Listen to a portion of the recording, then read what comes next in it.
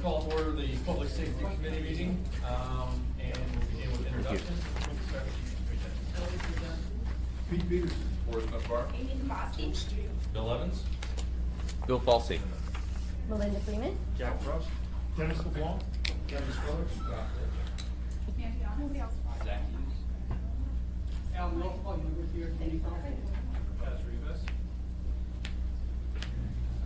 Is that just you? Chief Tully just came in. And, Devin Kelly, again. and Beck. Sir?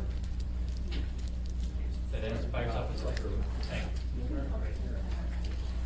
All right, since Chief just got here, we're gonna actually switch up the order a little bit. We're gonna start with Mr. Falsey, give the Chief a chance to settle down. And if you can give us your update on what's happening with Turning an Arm. Thank you, Mr. Chair. So we spoke to the Public Safety Subcommittee, I think at its last meeting, where we gave an update on the unresolved situation with the Turnagain Arm communities. The update I have to give today is relatively brief, but also affects Girdwood. You may recall, and I believe we brought this to your attention last year, that there was an open question about how a contract with Whittier would work, given that the Whittier Police Department does not have the capability of investigating major crimes. We flagged that issue early on, and through the Girdwood Board of Supervisors actually obtained a commitment from the Alaska State Troopers that they would provide primary backup to Whittier while they're operating in Girdwood, just as they do in every other small town across Alaska. That was a somewhat equivocal email. Colonel Cockrell said that he would most likely do it, but he would ask that APD be called upon as the first order of business. We then sent a letter to Walt Monaghan last June, where Commissioner for Public Safety, where we had indicated, you may ask us to do it, but we are legally precluded from always saying yes to that because it is outside of our service area. The residents of Anchorage Bowl and Chugach Eagle River are not supposed to be forever paying for major crime investigations for the parts of Anchorage that are not taxing themselves for major crime investigations. We never received an official response to that letter last July 21st, so we were operating a somewhat kind of uneasy, unsettled state of play. What I can report to the Assembly now is we do have much greater clarity, and it is a good news situation for the immediate future, but a somewhat unresolved situation for the longer term future. We, by emails from Colonel Cockrell, have received a commitment that the Alaska State Troopers will act as primary backup to Whittier Police for issues that arise in Girdwood, but they have indicated that they are only willing to commit to that through April 30th. After that, there's still more work to be done. In addition to saying that they're only going to act as primary backup for Whittier in Girdwood through April 30th, the troopers have indicated that it is their intention to pull out of the municipality entirely, so all the Turning Arm communities as well, by that same date. My understanding is that they will continue to provide their 3 Bureau of Highway Patrol units on the highway for as long as they have funding to do so, which, so far as I understand, is at least for the foreseeable future. But that does get us to a more resolved situation through April 30th and a less resolved situation, a substantially less resolved situation after April 30th. We are still in some high-level discussions with the state about what happens on May 1st, and we'll have more up-to-dates for the Assembly when we have more to report. Mr. Dunbar. Joe, why April 30th? Is there something particularly, is there something important about that date, or is it sort of just what was chosen? I don't believe there's anything critical about the April 30th date. We have seen repeated refrain from the troopers indicating that they would like to withdraw from the municipality. The original correspondence we got prior to our even being in the building had said January 1st, 2016. I think we have sort of continually moved that goalpost. The April 30th date, as I understand it, was the most recent result of proffered March 15th, March date, where we said there's really no way that we can fix this ahead of some election action. The bed tax that we had put before the Assembly would have allowed some additional revenues to be given to APD and some additional authority to be given to APD to operate in that space. In the absence of that measure, it is not clear what the municipality is going to be able to do to respond to this, although there might still be some action on that front. So the April 30th date, I think, was just a negotiated breathing space. Mr. Steer. Specifically, response to a major accident on the highway that either pulled into Bird Creek, should that happen? As of right now, because our emergency medical service is area-wide, the fire departments will initially respond, and there's a division of service territories between AFD and the Girdwood Volunteer Fire Department. They stabilize the situation, respond to the medical issue, and then there is the question, who do they call to open the highway again? We now have clarity, we think, that they call the troopers through April 30th. After that, more to come. That's a scary situation. You know, I don't have anybody coming from there or going there, I mean, down south, but certainly most of Anchorage does have traffic between the peninsula and Anchorage, and certainly Kirkland. And through the chair, I think we are on the same page there, and we are somewhat interpreting the latest posture of the troopers to be a sort of open-ended request for mutual aid. As we understand it, the troopers really are in a fairly dire fiscal and personnel situation. The Anchorage Police Department, as I understand it, has more officers than the troopers do to operate across the entire state. Their budgets are in a bad way, and we understand that. As a result, there is a way of interpreting this as the troopers saying, we just do not have the capability. As a matter of mutual aid, will you assist us? That could work for some time, episodically, on a case-by-case basis. We don't think it is a tenable situation to say forever and for all time the municipal bowl, Chuyakinil River, will pay for the service I think we have a south. responsibility, if the chief is ever able to get officers stabilized in terms of the highway and the police officer, I'm sure we'd be able to deal with that issue. But it's a touch and go situation, just folks are tired of that. The length of time it takes to get folks up to speed. Anyway, it's a concern of mine, and I'm sure it's a concern of mine. Don't see any other questions, Bill? I think April 30th is a good date to be able to say that the situation is covered during my entire time in December. What happens after that, I'm not really sure.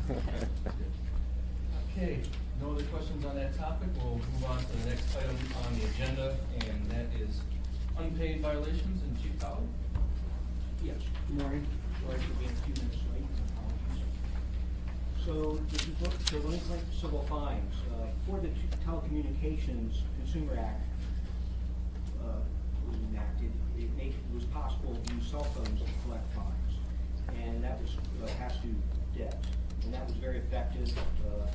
Back then, the backlog of uncollected fines would average between 15 and 20 million. Right now, the uncollected fines are about 34 million.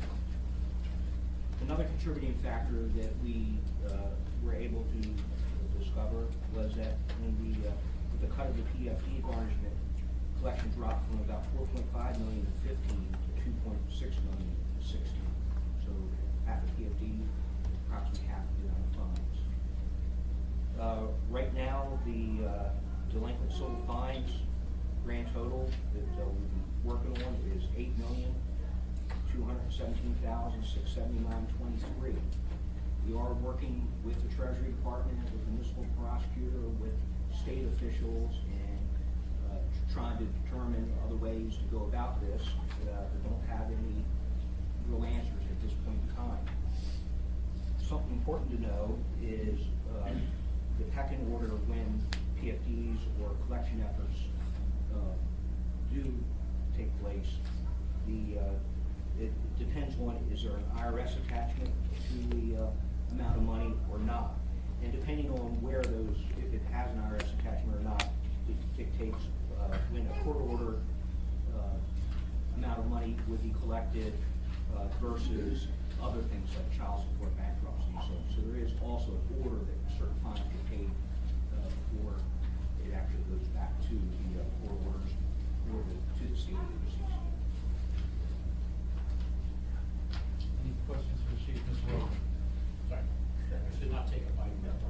Learn that's okay. How did you collect fines better using cell phones? So through the chair, Mr. Wellington, we would use, the municipality would use the collection agencies, and they would use cell phones to make calls to individuals.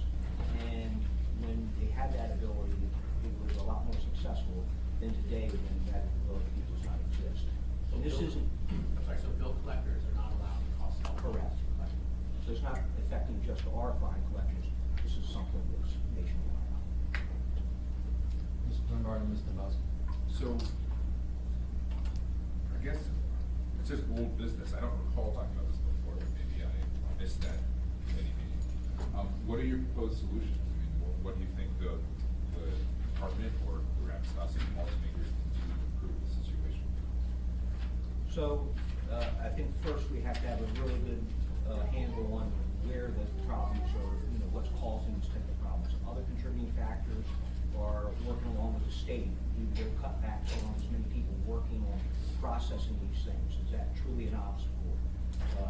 Are there other ways that we can figure out to actually collect the funds? But I have today no answers for you. Are there, sorry, can I just want to follow up?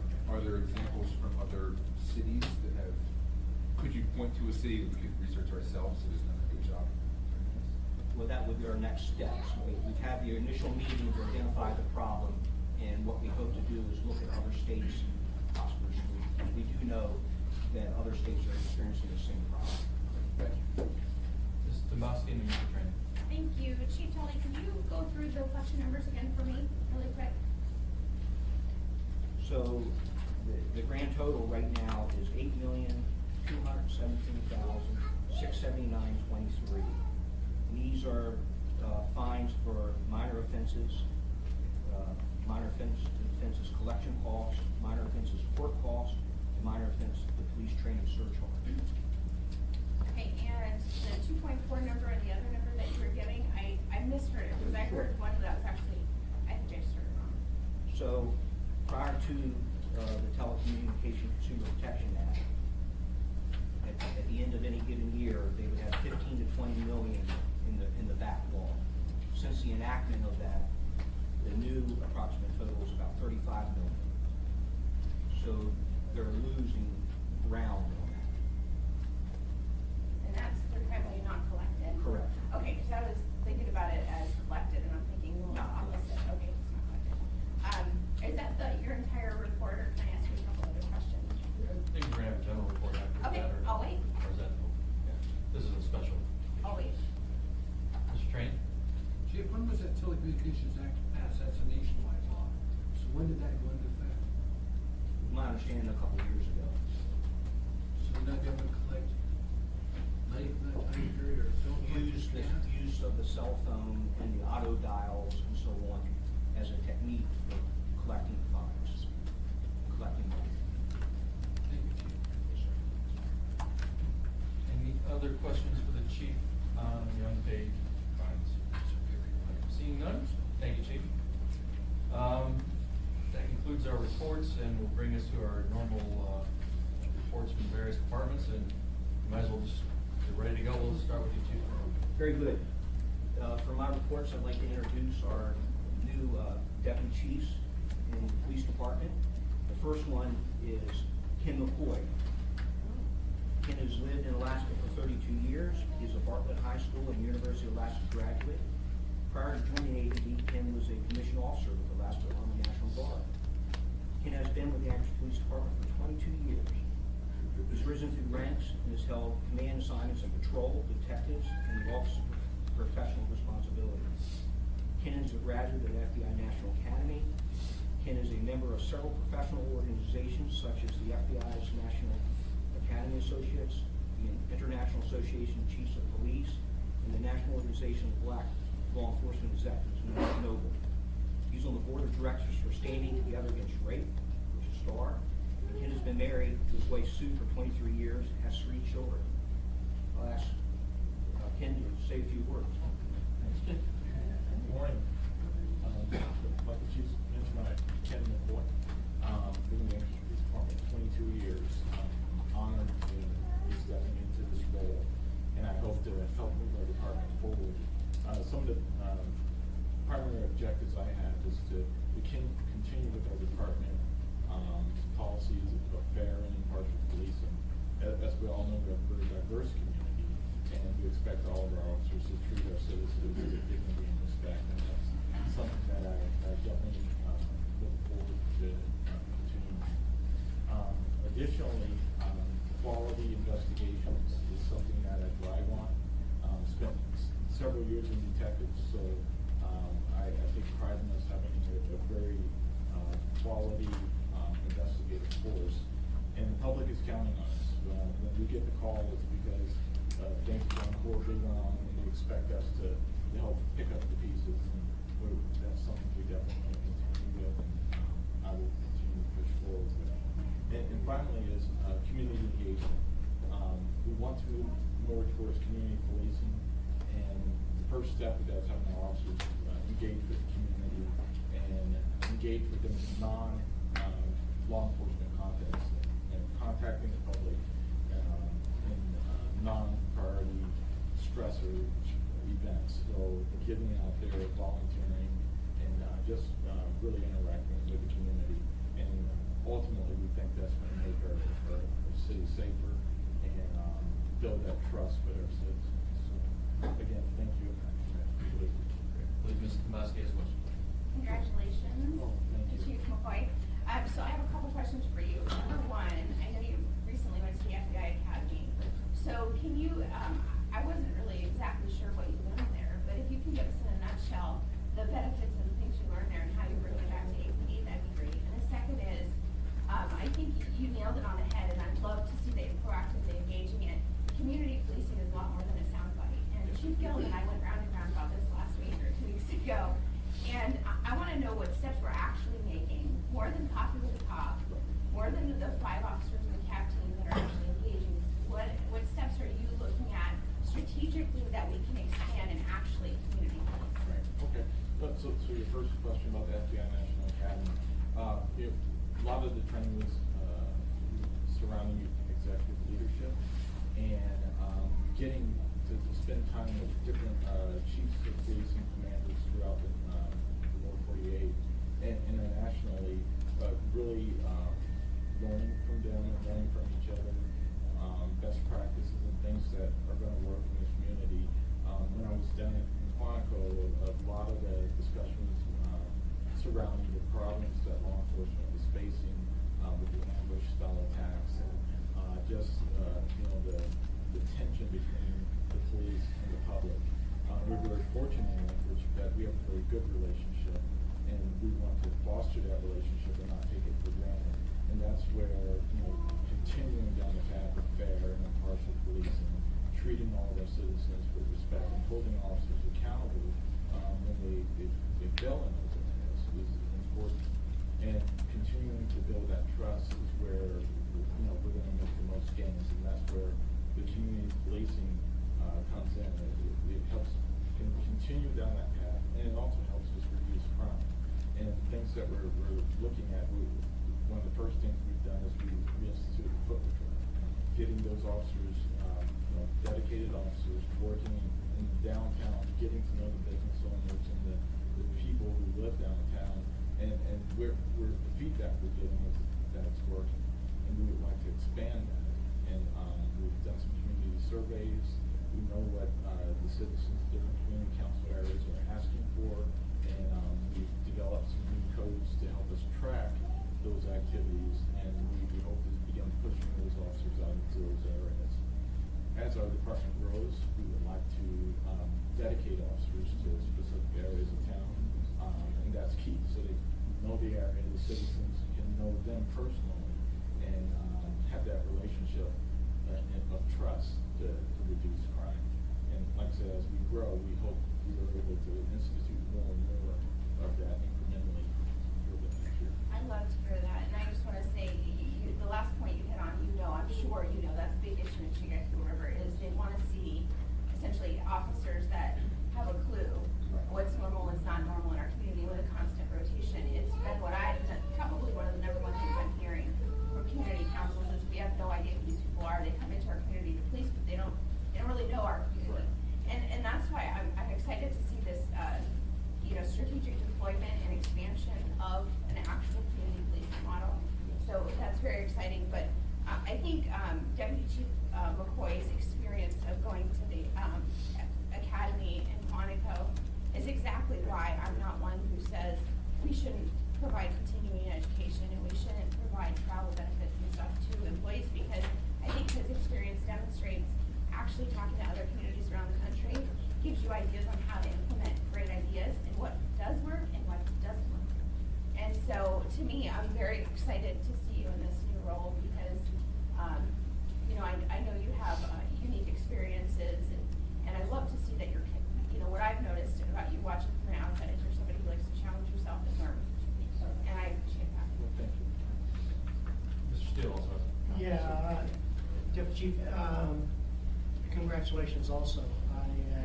I think it's well deserved. You've been here a long time and you've done a great job for us.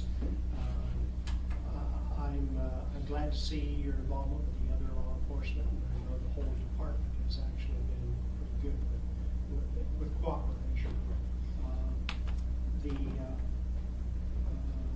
I also am impressed by the fact that even with your limited personnel, folks are getting out into the community councils and showing up there and making a presence and encouraging communication. So I think it's important. So I expect that for the best in the future.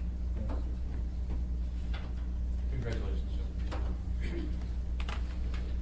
Chief McCoy is actually very humble too. He was one of the original officers that worked in the Mountain View area many years ago, and has a lot of first-hand experience from the success they had there. And we really proud to have him in a leadership role and giving him the opportunity to take the department to the next level. Prior to us leaving today, we also make sure that you have all the contact information you need should you require services from either one of them. Next is the Deputy Chief of Administration, which is Sean Case. Sean was raised in Alaska and is a Service High School graduate. Sean earned a bachelor's degree in justice from the University of Alaska in Anchorage. He has a Master's of Arts in Criminology from Indiana State University and is currently working on a master's degree in the philosophy of organizational leadership at Penn State. Prior to joining APD, Sean was a police officer with the Los Angeles Police Department. Sean has been with the Anchorage Police Department for 16 years. He has served as a school resource officer, one of the original ones, a member of the SWAT team, a canine handler, sergeant in internal affairs, shift lieutenant, and captain of the inspections division. Sean is a subject matter expert and instructor on use of force and firearms. Sean has a son, 12, and a daughter, 10. He is very proud of both.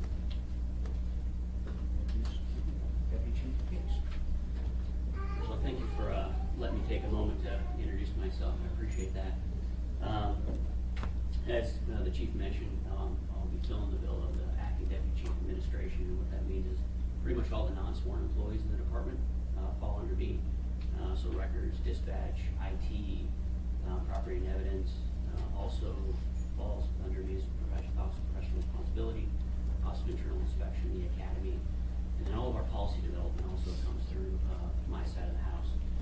I'll tell you, I'm excited to work for administration that's focused on positive community policing.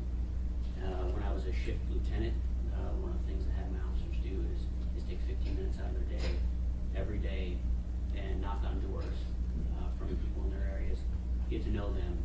And I think what we really get from this is we build that relationship and that rapport with our community. In fact, kind of going to your question, I don't actually like the term community policing as much as communication-led policing, because I think that's really the cornerstone of what we're trying to do right now at the Anchorage Police Department. And when we have those contacts, what we get to know from our community is what they expect from us. And that helps us do our role a little bit better instead of going out there and kind of being our own sheet of music. We can fill the needs of the public. I really want our department to be more visible to the public because I think we can't just look at law enforcement and policing right now as a way of increasing enforcement, writing more tickets, putting more people in jail. I think we got to take a little bit different approach, and that really is to be more involved with the community and have that contact twice and, call came over the radio of a lady who went and picked up her kids and left her car running, and then got her car stolen because she left the car running, and of course, just wallet in there and keys and everything else. And, one of the ways that the police can impact that is we're already recovering the vehicles, but on the front end, how do we get the message out? And it is those contacts with the officers, knock on doors and have that engagement with the public and remind them how they can help keep themselves safe. And, that's a learning moment for the public, and I think they'll embrace that and be open to that. So I thank you for the opportunity. Mr. Dawson? I just always have something to say. I'm very excited that you're stepping up to this role because I know you know exactly what you're getting into when it comes to engaging with the assembly and stuff. We've seen you often. One of the things I talked at great length with Chief Gillum about, and he thought from an administrative portion standpoint, APD would reevaluate it and look at it, but we've got to do something about the policy for viewing stolen vehicles. In the instance I brought up in this committee, and I talked with Chief Gillum about it, that he thought we could definitely improve upon, was if you've ever lent a vehicle to somebody and then it shows up stolen, there's a 7-day waiting period by APD policy that you have to wait to report your car stolen. It's ludicrous to think you lent your car to somebody a year ago, and now all of a sudden it's stolen.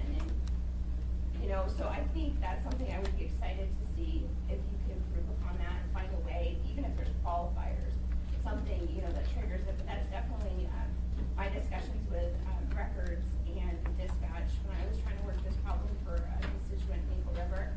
They were all fantastic, very professional, very nice.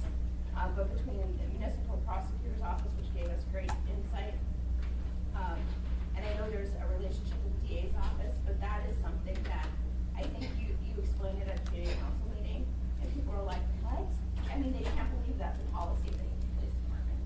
So, whenever we find these little areas that may be improved, I would love to see APD be proactive and say, okay, that's something we can improve and do so. So I'm excited to see you, your background obviously is diverse, and I love the fact that we have somebody who it seems very analytical who's running admin. So I'm very excited to see what you do. Thank you. Don't see any other questions? Congratulations, Chief. Thank you. Thank you, Chief. Good job. Anything further in the general report, Chief, or No, sir, that concludes your report. any other questions for the Chief? Mr. Dawson? Thank you. Can you just give us a brief update on the officer that was injured? I'm not asking for necessarily a name, but I have a lot of friends who are APD cops, so I just want to make sure, whatever you can tell us. Yes, I'd be glad to. Early in the morning, the officer was involved in an incident involving him being cut several times and actually punctured.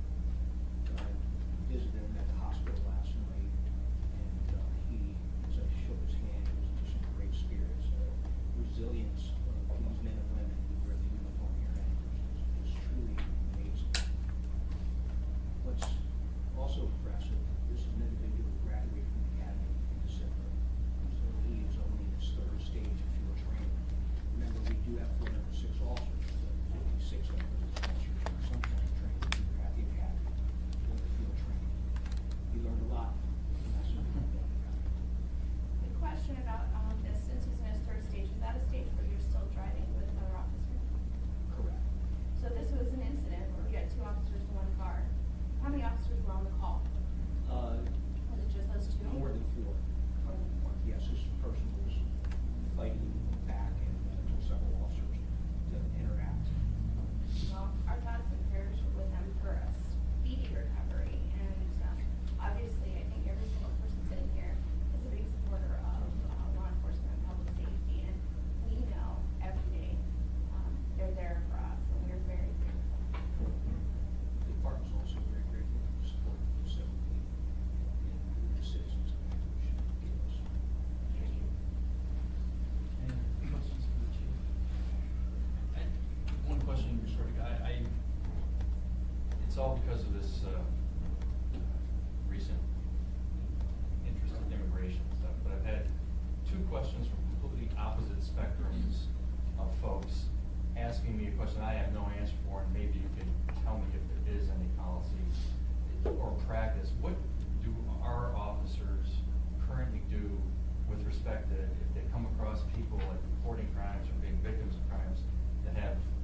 immigration issues, whether they're undocumented or visa issues, do we have a policy on that? Well, as a policy for the department, we do not take any initiative in those areas to seek out that information. And right now, it's something that we just don't actively do. Do I think that there's a need for a policy like that? I don't think anything's broken right now. A lot of people have strong feelings. I think the department is doing just fine right now. I think it's important for us to continue communications and have dialogue with anybody that has an interest in this. But as of right now, there's no plans to, within our department, to further lock that down. So at least my understanding, right, you have a practice of basically not asking about, not pursuing those things as an individual issue. But it's not a policy, it's just a practice that you kind of adhere to. I'll defer to our policy expert here, perhaps. So yeah, we don't have an active policy for it. I think the primary focus and what we have done for years with our officers is we're trying to protect the rights of the victims. You know, if you look at the data and you look at like crime victimization surveys versus the actual reported data, what we find out is that those people that are in immigrant status typically don't report crimes to the police because they have fear that we're going to take action against them and have them deported back to their country. And so our platform has always been that we want to protect their rights as victims and provide them for the same protections that everybody else has. And under very rare circumstances do we ask anything that has to do with immigration status, and that's when it's specifically linked to the crime that we're investigating. And that's a rare circumstance. Well, thank you, I appreciate that, that makes a lot of sense, I just wasn't sure that was a policy, but Mr. Steele. Yeah, I think it'd be a little tough and inappropriate to somebody who reports a crime and you go say, let me see your papers. I mean, it just, we have a very diverse community and I'm proud of the diversity. I would hate to think that people are fearful of law enforcement. So I think that's where it comes. We have a sincere concern for all victims of crime, for all cases.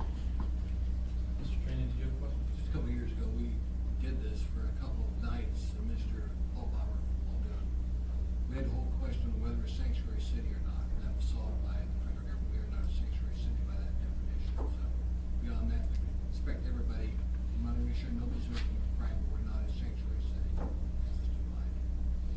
Thank you, sir. Any other questions for the chief? Mr. Busk? Sorry, I have it, it's there somewhere. Okay, I'll just start. A couple quick questions. Actually, just one. So, how is it, and I don't think anybody's advocating to stop people and ask them for their papers. I mean, I'd like to see Mr. Evans, but other than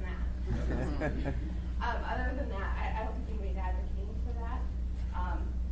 But how do you guys typically come across, say, something happens, somebody commits a crime, you arrest them. How do you find out if somebody is illegal, maybe in the system or something, and how do you communicate that back to the federal government?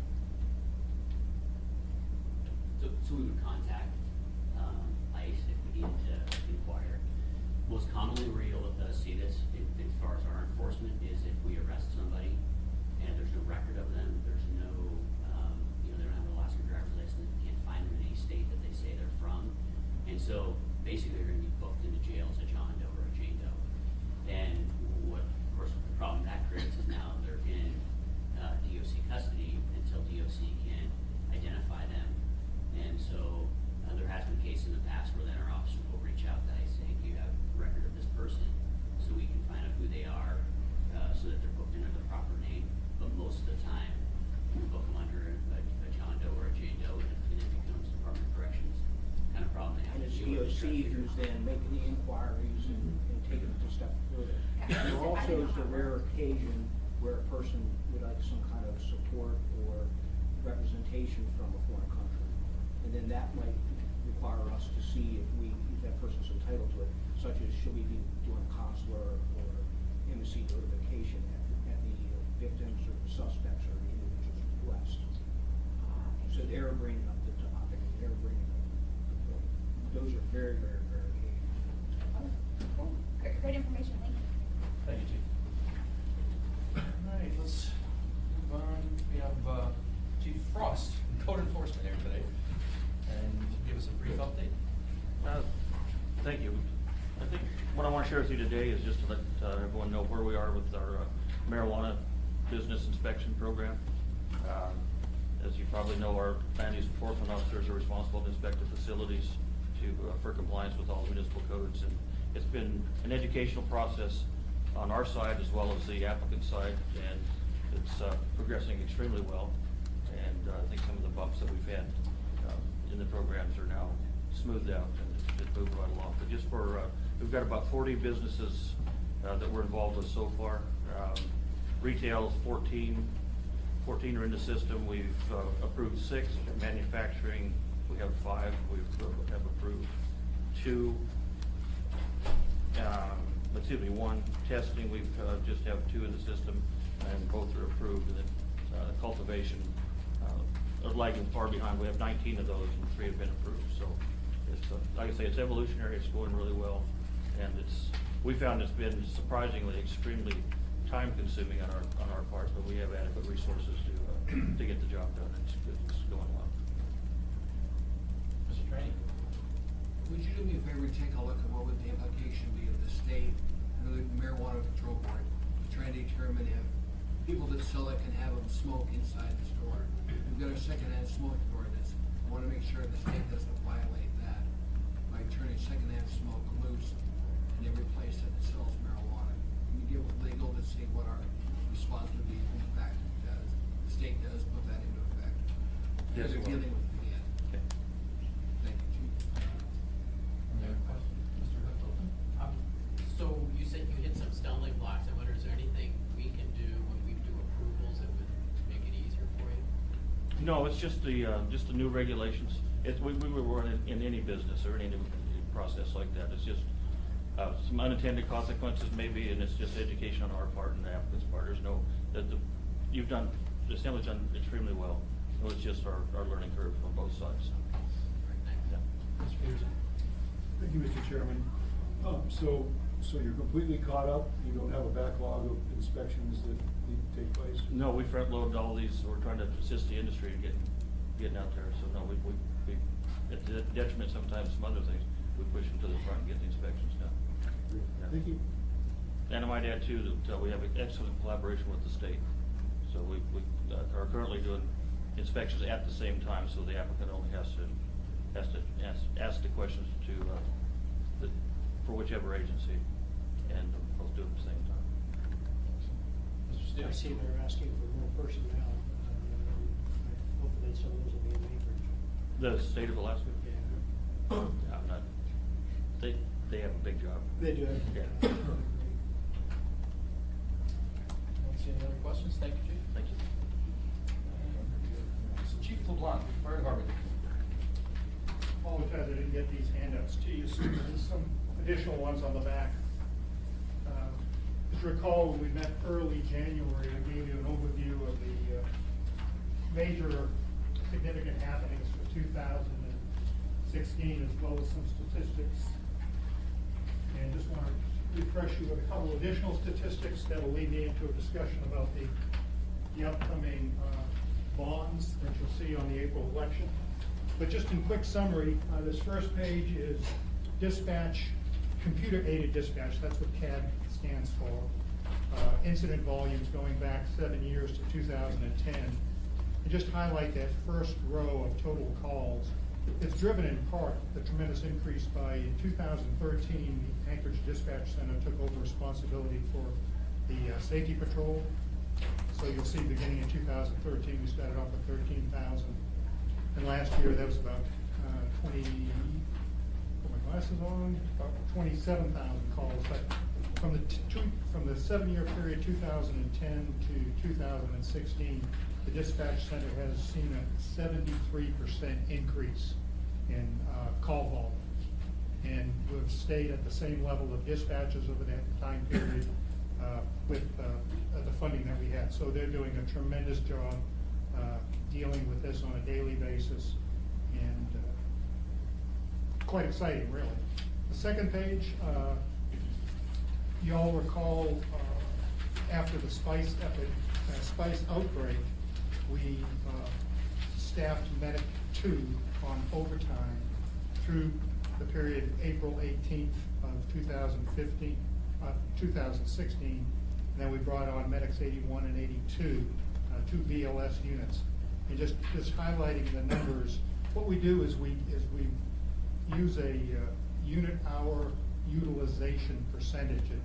On each of these two periods, there's a time period April 18th, 15 through January 10th, 16, to compare it with April 18th of 16 to April 10th of 17, so we have some comparative statistics over these 9-month, 8-month periods.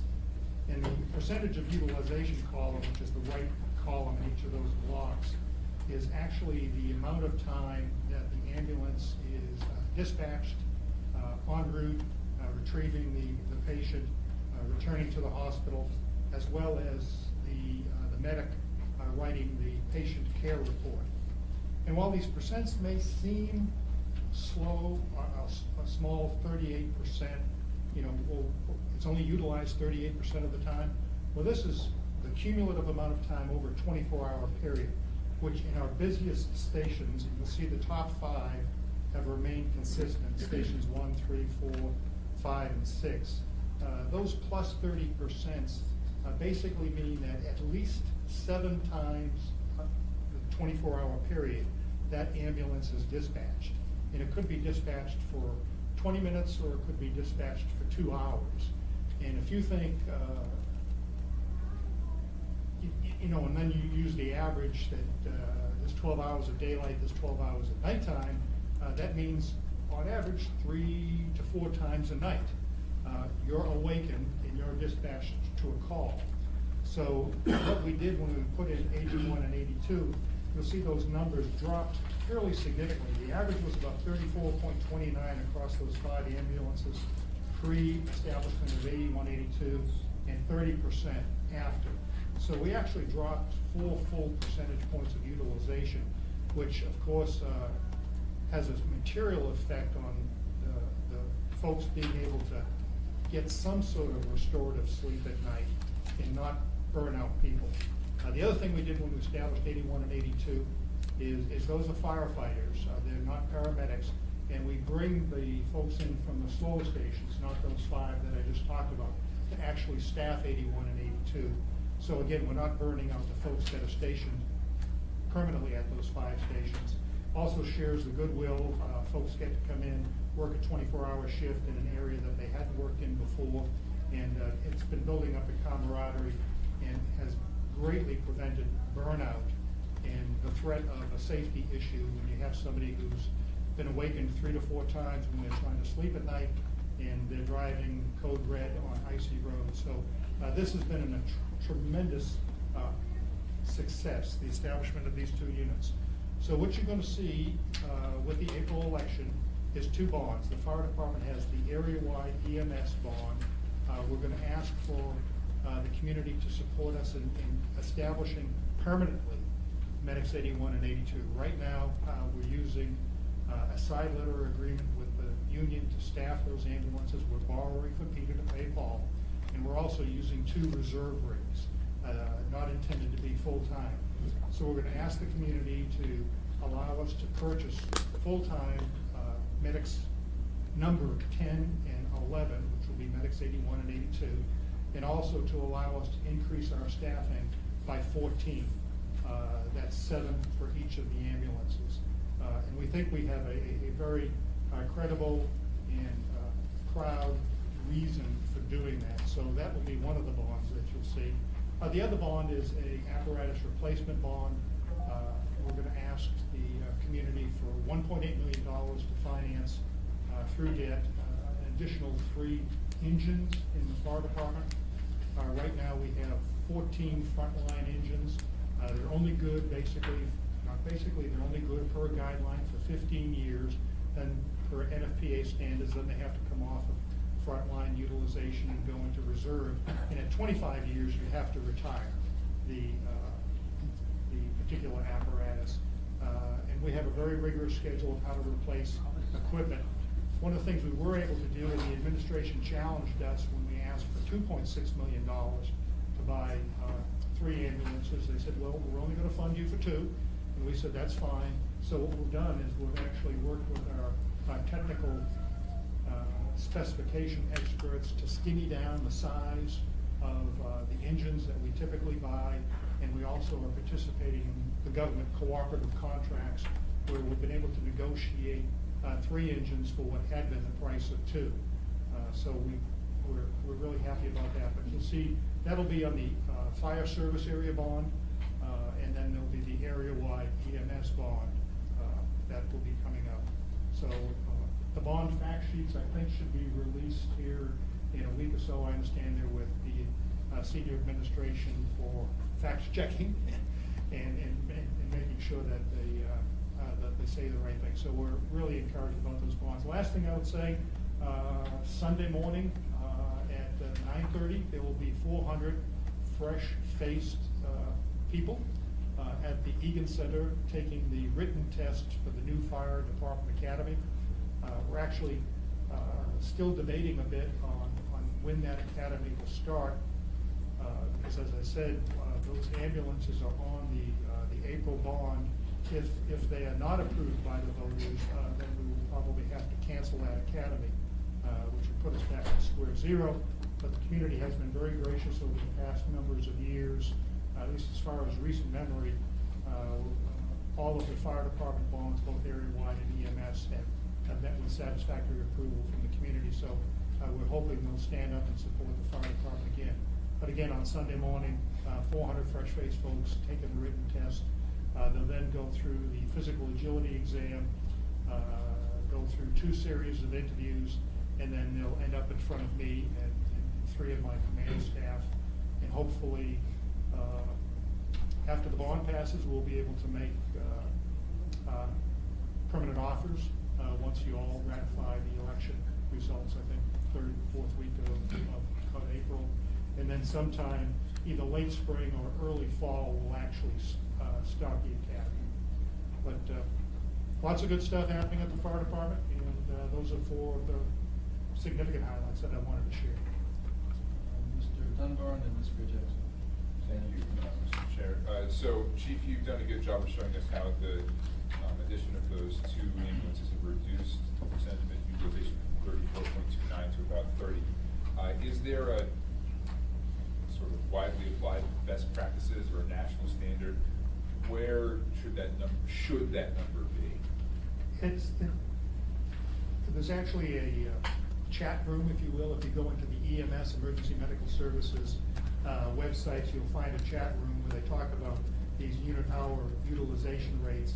They're calculated a little bit differently in each municipality or metropolitan area, but 30% is typically regarded as okay. 40 is sort of a crisis situation, and we try to look at comparable cities, 300, 350,000 in population. We're a little bit different.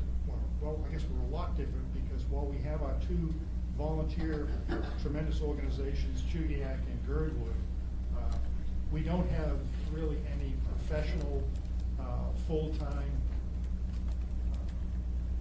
mutual aid agreements, if you will. So when you go into other cities, there's typically 3 to 4 professional firefighting organizations, EMS organizations, within 30 miles of you.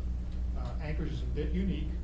We're a city unto ourselves, and while Chugiak and Girdwood are tremendously responsible for their areas, the Anchorage Bowl is basically separate.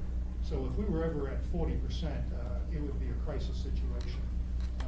But 30 is a good number. 30 is a good number, and that's where we are with 81, 82. Mr. Gray Jackson, Mr. Bass, Mr. Steele, Mr. Wells. Thank you, Mr. Chairman. I have a couple of questions specific to this training in my district, but I'm sure the community as a whole will let you know. The first one is, what's the status of the Northern Lights Inn demolition? To my knowledge, it's going well. I meet with Cleo Hill, the fire marshal, every week, and they, along with the mayor's office and municipal attorney, have been keeping the foot on the pedal for the pressure, and they have a job shack established. The biggest challenge they're gonna have is to have to bag the building, basically, because it's laden with asbestos. But everybody is confident that the owners of that building have made a commitment, that they are gonna demolish the building, and every indication is that they're holding up to that bargain. You know, the weather right now is a bit of a challenge, so I think we'll see most of the activity happen later spring, but it should be gone this year. That's really great news. And then my second question is, what's the status on the stoplight, the Fire Station 3 stoplight issue? It's still under review. All right, thank you. Thank you, Mr. Chairman. Ms. Dombrowski, Mr. Steele. Thank you, Mr. Chair. I want to go back to what Ms. Gray Jackson just asked you about. Every single meeting, I can tell you, we will continue to ask about the traffic light status. So being under review, is it in traffic? Where is it? Do you know where the hangup is? Or maybe the administration can answer. It's still being reviewed by the traffic department. Okay, because I think, you know, that there have been so many near misses, we all know it. And I would hate to see a fire engine get T-boned in that location, or T-bone somebody, and so, this has gotta be a priority. And so, you know, whatever the solution is, I think we need to move forward with haste, because first quarter budget revisions will come, and I suspect that's where the assembly will take action to mitigate that issue. It is a major danger, I think, in that district. The station, whichever shift is on duty, continues to document all of the near misses. The traffic department has established a video camera located at Seward Highway in Burgaw that's looking south back to the station. And while it has limited memory, they go out there immediately and they capture the videos, and some of them are pretty scary. Yeah. Okay, so I just wanted to follow up on that one.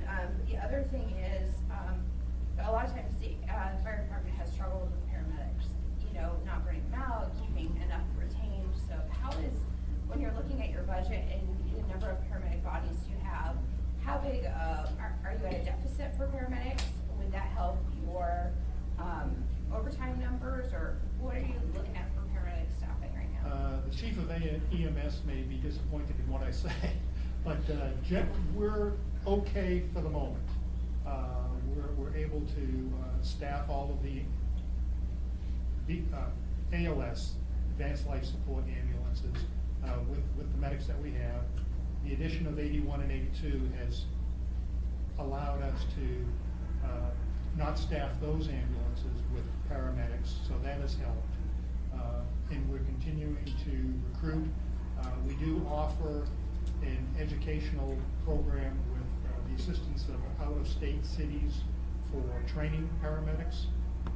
We have some that have participated in that program, but with Assistant Chief Schuneman and Dr. Levy, who's our medical director, they continue to put that as a top priority to making sure that we have the proper number of paramedics. I think right now, I would say we're in stable status. Do you know how many retirements you have this year? How many? How many retirements you have this year? Actually, we only have one who has committed to retirement. And last year we were lower than average, and right now we're anticipating to be at another low year. And then, you know, you and I both know the drama and the history behind CDFD and AFD and mutual aid agreements, and I just want to be very clear to the body that it has happened on more than one occasion where CDFD has staffed downtown Anchorage or Eagle River, so there are existing mutual aid contracts. It may be a volunteer department, but there's always this conflict between professional, being union firefighters and volunteer firefighters. I mean, nobody likes to say it, but there has been this, you know, rub for years, but I think over the past couple of years, I've seen a dramatic improvement in the relationship. I would say there is absolutely no rub between None. Anchorage Fire Department I and think, Chudiak. and you've seen it in the bad times and the good times, and I think we have really made some great strides between the two departments in working together, so, anything we can do to foster that mutual aid agreement, or joint training, that kind of stuff, I think has only helped. And it helped last week, we had 2, fires in Chudiak, and AFD was responding to accidents and stuff on the highway because CPFD was, taken up, but I would say again, it's always an option, because CPFD now has a manning schedule and they're constantly manning their stations, so if the backfill needs to happen, it doesn't just have to happen from pulling from Mr. Peterson and Mr. Dunbar's district, it can also pull from the north, because that's why the agreement's there, so I know they're willing to do it. But the mutual aid challenge that we face is not really with the north, with Chudiak. Oh, yeah. Because of the great relationship that Senior Captain Murphy has with Chief Dalton. It's the expanse going south, It's a big district. with Girdwood having to respond to the Turnagain Pass, Yep. and us having to respond to Bird and Rainbow, areas like So that. it may not sound like it, Chief, but I was actually giving you a compliment. Go Patriots. I should be more direct in my comments, but no, the other thing, a couple things I wanna just follow up on, some things that we had talked about, and I don't know if they're not on the calendar, or if we're doing it as a budget meeting, or where, but, what opportunity are we gonna have as an assembly to not only look at the AFD's, the fantastic budget presentation that you showed me, but also to start looking at our rig replacement schedule or our capital improvement project list, because AFD has some big expenses, especially with rigs and some capital, issues, so when can we look to see that? Well, 2 things. You will see a supplemental appropriation request that I'm disappointed in having to advance, for the reasons that we talked about the other week, for $1.5 million for 2016. That'll be introduced on the 14th for a public hearing on the 28th. Next week, on Thursday, the Budget and Finance Committee is meeting, so I'll be delivering the end-of-year presentation to them with the explanation for why these exceedances have occurred for the past 10 years, like clockwork, and what we're doing in 2017 to not overrun the budget that will be given for 2017. The battalion chiefs, the command staff have been meeting over the past couple of months, coming up with suggestions. I'm meeting with the OMB director this afternoon. I'll be meeting with Mayor Berkowitz on Friday afternoon to give them our recommendations. At some point, decisions become difficult, so we'll probably vet those through the administration with the assembly before anything is actually done. And then with the rig replacement schedule, I apologize, I had asked for that to be delivered to. We have it. I needed to get it refreshed, and I didn't get it when I wanted it, but I will have it also here within the next week, and we'll share that with the assembly also. Okay, and I would just like to remind you, this is not gonna surprise you, this is a fight that always happens. But I wanna remind everyone, when we're looking at all these dispatch numbers and everything, there is a significant difference, and it's not in run volume, it's in geographic location between Chudiak, Eagle River, and the bowl of Anchorage. So when we take a rig out of service of Chudiak, Eagle River, it effectively could mean we just don't go into a structure fire. We just can't, because we have certain rules for manning. Right. So if you take engine 11 out of service, and you redeploy those 3 assets, which are people, which actually is supposed to be a 4-man engine, but we typically don't run it that way. But you redeploy those assets to Anchorage, now effectively you could have a house fire in downtown Eagle River or in Eagle River that the firemen drive up on and they can't go in. And, I know all those guys at all 3 shifts in those stations, and if there's a little kid inside, they're going in, whether backups there or not. And so I wanna make sure we're thinking big picture and not just looking at run data. When the recommendations come to you and you make the decision for if there's rig closures or whatever, that geographic component, I can't stress enough. We don't have, like the rest of Anchorage, sometimes it's 3 to 5 minutes on a call, but you take a house fire on get up there. And so. Which we just had. Yeah, the cruise from Anchorage, it's gonna take them another 30 minutes to get out there. So it really is dynamic and different when you have such a big area to cover, and South Anchorage runs into the same problem. With Station 10 up there, I mean, they're just huge areas to cover, and the staffing is already what I would call skeleton crews out there to manage what they have, so. Absolutely. Still. Chief, thanks for the report. I am a little concerned, well, first off, what is your relationship with the bases in terms of mutual aid? Is there any? Yes, there is. In fact, we just concluded signing the JVIR, Ted Stevens International Agreement, a mutual aid agreement last month. Yeah. And we have 2 formal meetings a year. One to sort of outline what we want to do cooperatively.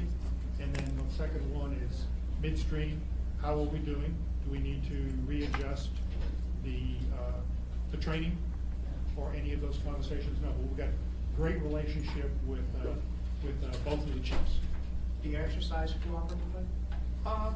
About twice a year, but our battalion chiefs meet, I wouldn't say monthly, but at least every other month with both Ted Stevens and Jay Bear. I think in Alaska, we've got to think about that national emergency kind of thing, where what happens if, and I'm not sure how much reserve we've got, and what happens if situation, arrangements with the hospitals, arrangements with other medical personnel in the community, and so on. So of course, I've got the EOC manager sitting right beside me, and Kevin and his team do a phenomenal job at doing those tabletop exercises that police and fire, all of the folks, all of the hospitals, HHS, of course, is a tremendously important player in that. So we feel very comfortable. We've got the 3 shifts designated for the EOC. I'm actually one of the EOC managers in the event of a catastrophic event when they activate the EOC. But Kevin brings us in all of the time and shares with us his knowledge and what his expectations are. So One day something will happen. My prediction.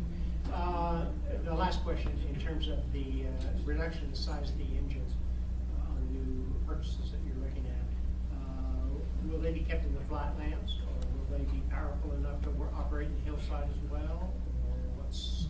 They'll probably be more flatland engines, but we have adequate resources for the 4 stations that serve the higher elevations. Okay. Thank you. Well, Thanks. So, looking at your stats here, when was the peak of the spice? October of 2015. Okay, so that's ASP And you'll, calls then?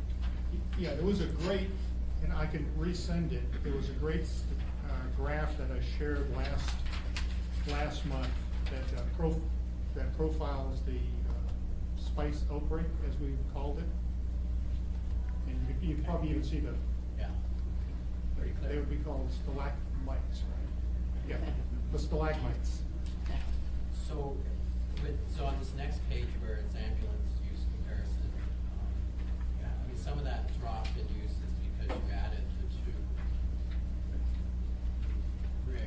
vehicles, or is it, how much is that because spice epidemic dropped? A significant amount. We probably hit, on a couple of days, over 20% of our responses were related to spice. So 1 out of every 5 911 calls that we got was spice related. It's now in the range of 3-4%, which is fairly static to what it was before the outbreak in the summer and the fall. Because I guess the question is, we added those because of a spice epidemic. That went Well- away. Do we need them now?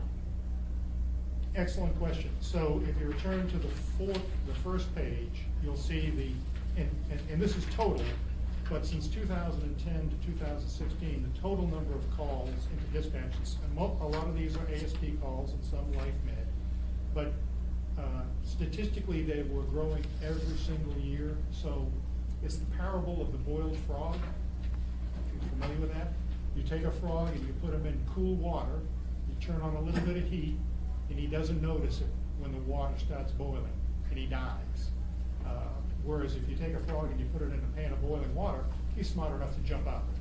So what we were suffering from was the parable of the boiled frog. Every year, the pressure was increasing on particularly the paramedics and the firefighters that drive the ambulances, to the point where it was becoming a challenge, but it was easier in some respects to avoid the problem than to deal with it, and then the spice outbreak. So that became the triggering event for us to recognize the pressure that had been building over the fact, and this statistic only goes back to 2010, we can take it back 15 years. It was building and building. We did add some ambulances. Medic 7 was probably the last ambulance that was added, but clearly the pressure had built where the unit hour utilization rates, were approaching that 40%, which is an unacceptable amount.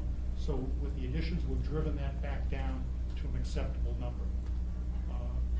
Plus, we're actually getting into the situation now where we may want to consider what calls we go on.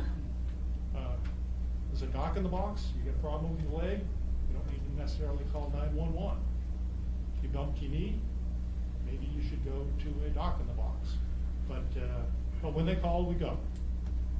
But no, those two ambulances have reduced that pressure that was building to the point now that we're in a very satisfactory position. Okay, thanks. So then this 30% use thing is, part of that you described it because they can't sleep.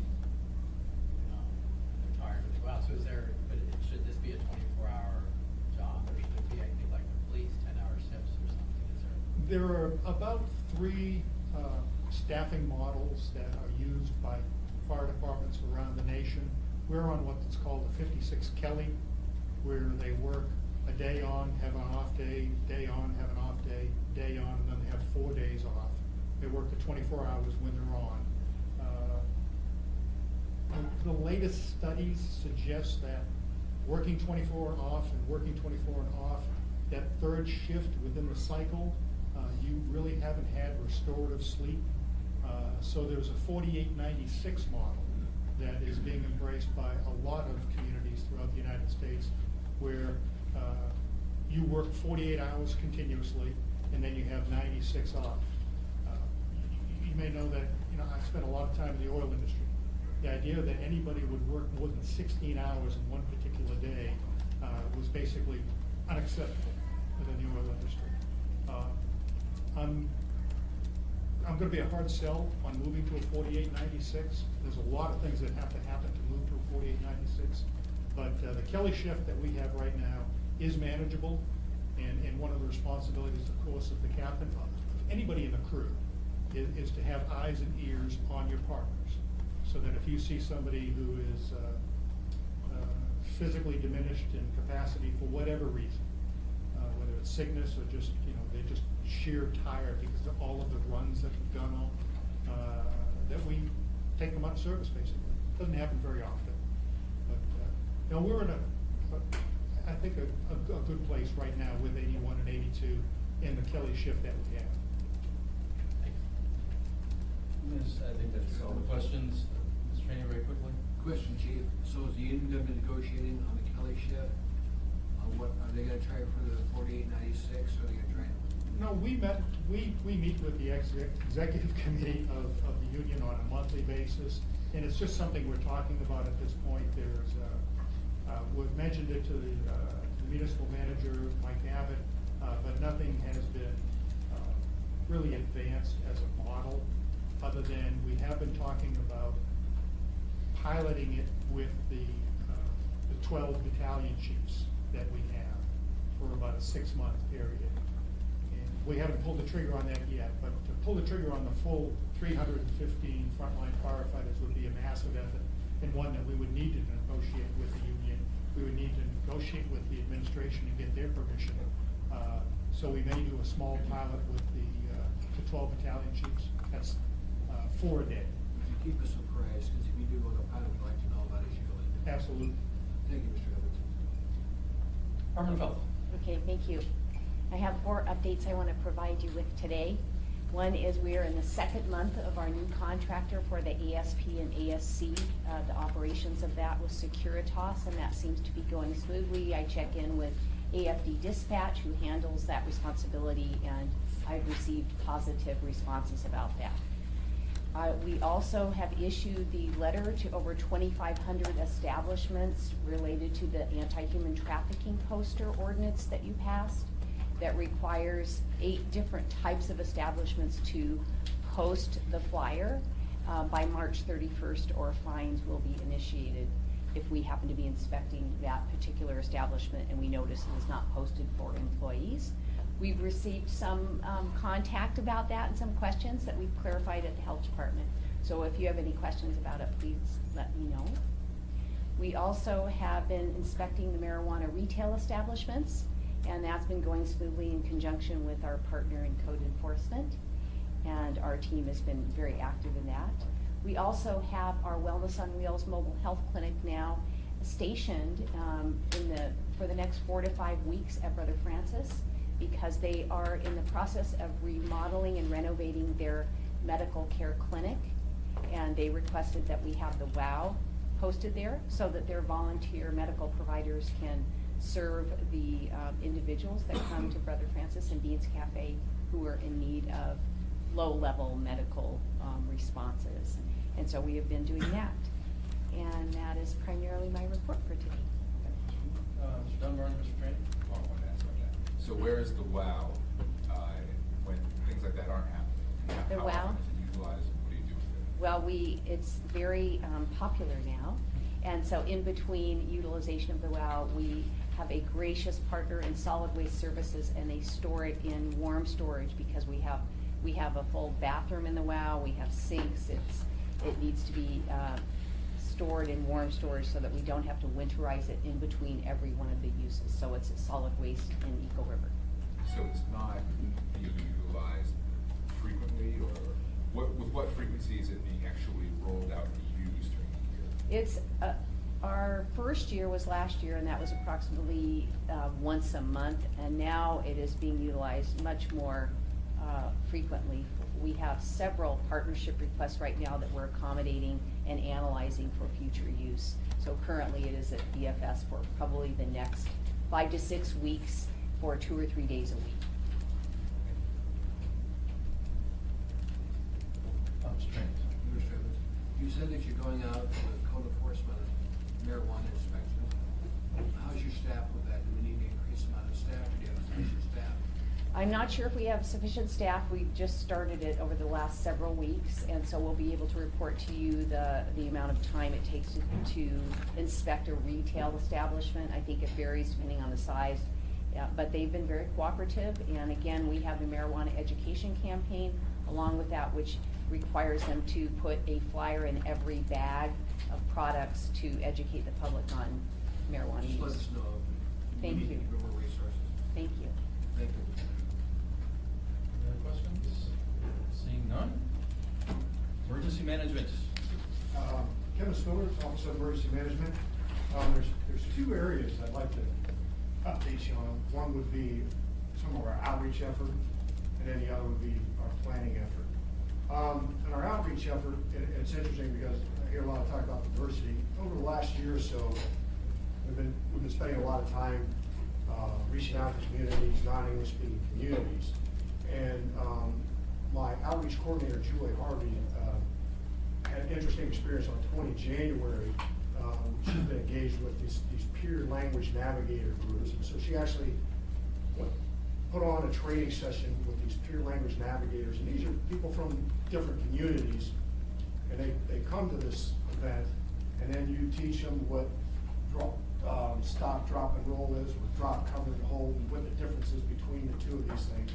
And then they take these things about emergency preparedness back to their community and helps explain the concept. So as you're sitting there, you're describing an earthquake to people who've never experienced one, and then what to do in an earthquake about getting under the table and trying to work through language and what does it mean to get under something, how long do you stay there, all those sorts of things come out. So it's a really beneficial program.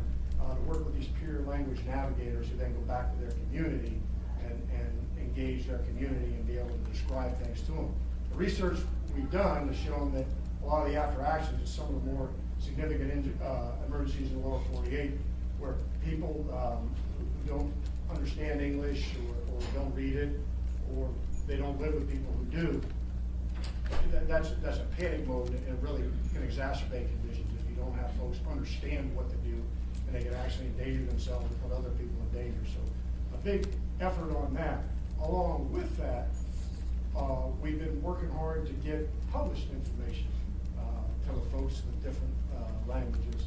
And so right now, on our website, we have 15 different languages. If you go to our website, there's a section you can go to, and you can get it in various languages like French, Hmong, Somali, other things.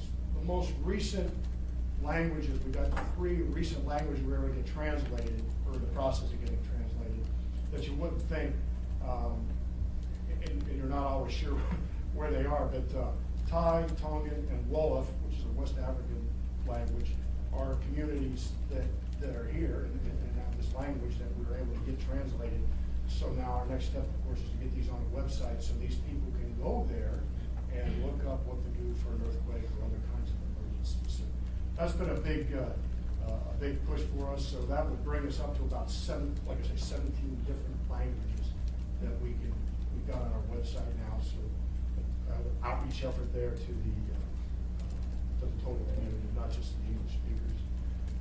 Then likewise, on the planning side, big planning effort here the last couple of years has been in updating our comprehensive emergency operations plan. And we use a contractor to do that, and then I think right at the end of the Sullivan administration was promulgated. And the content development for the plans, and they're complex, is actually in-house. There's only 4 of us, myself, Rob, Julie, and Craig, on a day-to-day basis. So the content development and the outreach to get that content put in there and then maintain it or exercise it and update it or refine it has been a big effort the last year or so. Along with that has been what we would call our playbook, the Emergency Operations Center playbook. So if a comprehensive emergency operations plan is what we're going to do, the playbook is how the EOC operates. And that's also a very complex document, I would say, or a complex plan. And that takes a lot of exercises and refining to make sure you get it right and you synchronize with your comprehensive emergency operations plan. As Dennis was talking, we bring folks in to do that and run different drills, if you will, to make sure that those things are dovetailed. So a big effort on that, and we wrapped that up here, excuse me, in January. And so now that's available on the intranet to the municipal departments. There's some information in there that we don't want released to the public. If the public is interested in that information about the playbook, they can come into the EOC and we can show it to them. The comprehensive emergency operation plan is available to the public, and that is available on the website. There's a whole collaborative effort that goes into that as well, developing that, engaging different members of the community, and letting them have input on it and all those sorts of things. So those are the 2 big planning documents that they're living documents that we're at this point.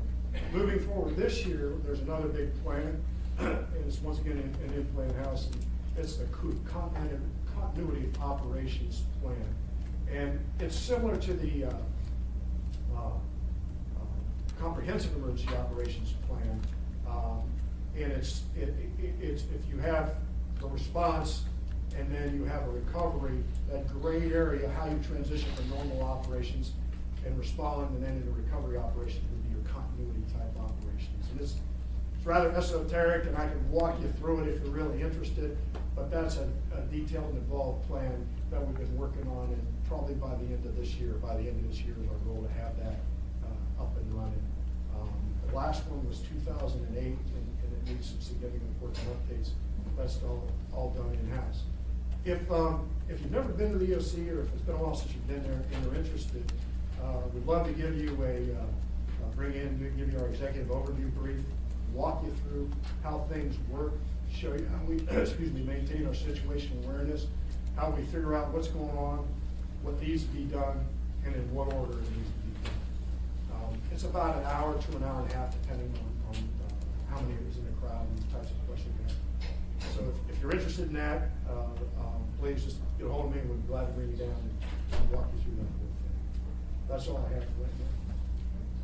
Any questions for the director? Tim? Yeah, Thank you for that last effort. I am interested in being in the center. I've been there before, but how often do you exercise the center? And run a drill through it or Yeah. bring people in? In a given year, we do at least a different level of training, everywhere from a full-blown exercise where you bring everybody in to other levels, quarterly. And so usually the quarterly types events are pieces of the EOC where you're trying to teach a process or procedure to folks or refine one. And it's actually teaching, not so much evaluating. And annually, or at least once a year, we bring everybody in.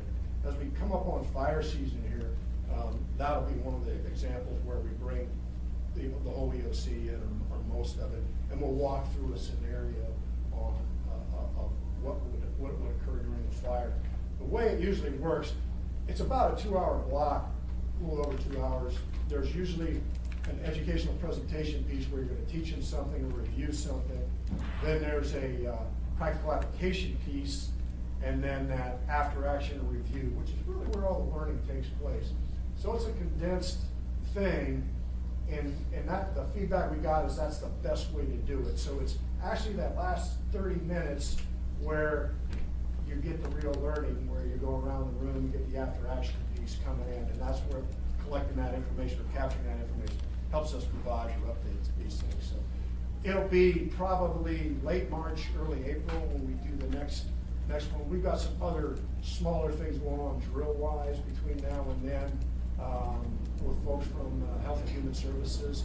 We did one in December, mass care, where we looked at just, okay, how are we going to shelter people in a given scenario of power outage, how we would plan it, how we would approach planning for it if we had a significant or extended outage, a natural gas disruption or something like that, and what other infrastructure would affect. So we talk through those things. Tabletop would be the expression we would use, or some of them are more workshop oriented, where you're trying to figure out stuff as opposed to review things. So I think probably early April we'd be getting ready to do the fire one. We did that a couple of times last year, included Eagle River and some of the other places that are harder to get to, and how we would primarily, how do you take care of these people? The fire department does its thing, police department does its thing, but when you look at evacuation and then the mass care piece, how do you figure out how many people are there? What do you do with them? What about people who need assistance? What about their pets? Working with Melinda. What about other types of places that get evacuated? Adult residential care facilities, those kinds of things. That's where we bring all those things in. I was involved when I was on the school board, and George Michaelis. Yes, yeah, we talk with George regularly, yeah. And it was a great experience. I also, I was with NOAA hazard material response, oil spills and things, and participated in a few of them across the country, and I thought yours was very good. I encourage you to continue the effort. Sure. Mr. Weldon? Just actually a brief comment for both you and Linda, which, we translate things into dozens of languages or so on, that's important, but I'm sure you do this, but there's one thing that's a universal language is pictures. Yes, Show a yes. picture of a shaking room, someone under the Exactly. table, and a clock Yeah. moving 5 minutes, everyone understands it perfectly. And in the case of the Human trafficking? human trafficking Yeah. signs, you can do the same thing, and then you don't have to translate it into 6 languages. Yeah. And in fact, in that one in particular, it competes with 14 other signs that every business is supposed to post. Yeah. If it's heavy with text that you don't understand, then you do a sixth of it. Yeah. But if it's a picture, it'll jump out in that wallpapering of 14 signs. Exactly, pictures worth 1,000 as much words, as yeah, possible. exactly. Yeah, and we use that, we do that. From the comic book. From the comic book, gotcha. Mr. Peterson? Thank you, Mr. Chairman. Yeah, I was wondering if you had a chance to go back and look at things that happened when we had the fire on the Seward Highway last summer. Absolutely. And is that something you're planning to review when you go have the this first quarter meeting? Yeah, exactly. We'll walk through, here's what we did, you know, here's how things went. You know, where are the trigger points? A lot of it's a big public information piece, making sure people are informed. And so last year, and speaking of planning, one of the things we have now, we didn't have before, was a public information center, or PIC, which is a little different than the joint information center that's attached to the incident command. The public information center complements what the joint information center is doing, but it's part of the EOC, and it's designed to get information that the public needs out there. Not public relations, that's a different animal to it, but what kind of information does the public need? You know, evacuation routes, what shelter do I go to? Where do I take my pet? That kind of critical information. Now, we have a public information center. We developed a public information center curriculum, and we trained our first cadre, and it's about a dozen folks. We recently identified 4 other people, so we increased that cadre and had our first training session with them in January. And so we'll walk those people through within the next, you know, by April, by fire season, to have this cadre of people that we can call in and help manage public information. That the Kid Creek Fire is a big example of that, working with the other agencies and making sure the information gets out. Great, thank you. That concludes the meeting. I did have a request from the audience to make addresses, so you got 1 minute, you can go ahead. Yeah, thank you. I'm Al Millspaw, Vice President, University Community Council. First, I have a comment. We did a survey monkey and a big outreach program, and one of our biggest questions from the community was emergency disaster. So we're going to look at you guys in our future, maybe you come visit us. Absolutely. Because we definitely want to talk to you. Also touching on Chief LeBlanc on your bond issue, if both of you guys could address the Federation Community Council, we have a meeting next Wednesday at 1800 hours. That would get the word out, you know, on all the stuff. That's just a general comment there. Recently, our community council approved a resolution. It's 2017-01, establishment of park rangers. So what I'm asking is, and we're going to be passing unanimously, I'm asking that the Public Safety Committee here endorse it to the Assembly, so we can get park rangers. There's been murder, there's been animal attack, there's been people shooting off the leg and stuff, fireworks, and our belief is just having somebody there with not somebody gives out tickets and stuff, but has some kind of uniform of authority where they can contact somebody, then that may reduce some of the stuff, or at least make it less effective for the bad guy. So we appreciate if you could reach out to the family and endorse that. Why don't you talk to Mandy back there? We'll get you your community council on the agenda for the next public safety meeting. You can give us a little more time to explain what it is you would like and what you'd like to see, and probably the best way to approach that. Right, and I've already sent all you guys a copy of the family. Mr. Leva, 1 minute for you, sir.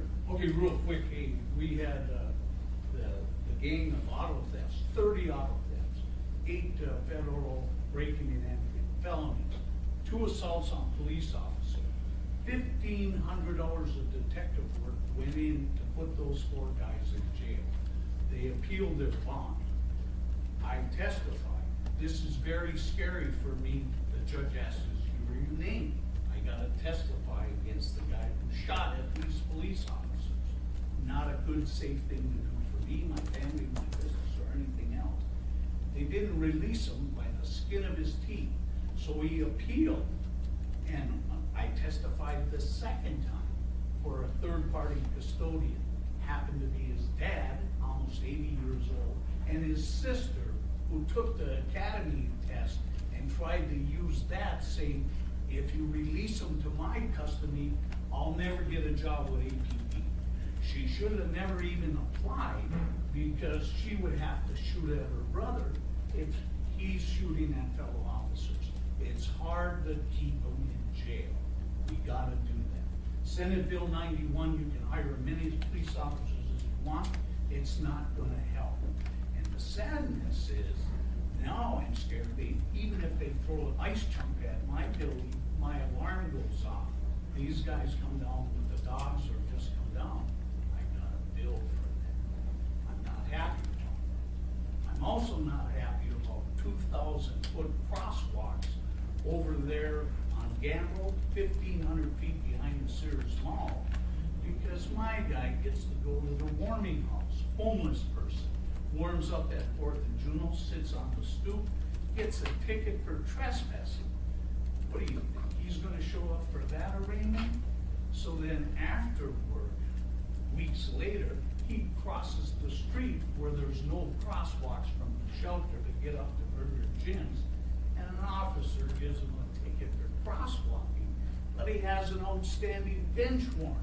So he goes to jail for 3 days, and you garnish this homeless person's permanent fund $200. That system isn't working. So hey, if you attract them there, like the shelter being in a heavy industrial area with heavy traffic, give them a crosswalk. And don't teach them or enable them to cross in a 2,000-foot walkway. They'll just walk across random, and that's how they get smart. I don't mind one less homeless person, that's one way to do it, but it's that driver who has the guilt on their conscience that, hey, made a pizza out of a homeless person. So, that's what I wanna say, I wanna protect these guys, get on the phone, Senate Bill 91 is a bunch of bullshit, that, get rid of that, because that's a revolving door to the criminals, and I don't feel safe out there, and either do these guys. Thanks, Ron. Any member final comments? Seeing none, we are adjourned.